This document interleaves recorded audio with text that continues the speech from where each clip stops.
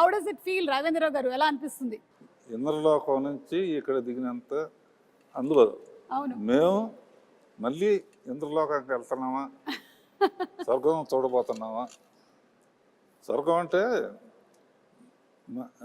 వెంకయ్యనాయుడు గారు అప్పుడప్పుడు అంటూ ఉంటారు, రాఘవేంద్ర గారి సినిమాలు స్వర్గాన్ని పైనుంచి కిందకు దిగుతారని. దాని ఇన్స్పిరేషన్ కూడా ఆ పిక్చర్ గురించే. అలా జగదేవకురుడికి అసలు మాకు చాలా మెమరీస్ ఉన్నాయి. మా మెగాస్టార్ చిరంజీవి గారు సినిమా విడుదలై 35 సంవత్సరాలు అవుతుంది. మా గ్లామర్లు మారుతున్నాయి కానీ అప్పటికి ఇప్పటికీ ఇంకా పెరుగుతుందే కానీ మా చిరంజీవి గారి గ్లామర్ ఏ మాత్రం తరగటం లేదు. సార్ ఎలా అనిపిస్తుంది? మే 9వ తారీఖున మళ్ళీ రిలీజ్ అవుతుంది. It is really exciting Suma. And 35 years అయిందా అన్న భావం కలుగుతుంది.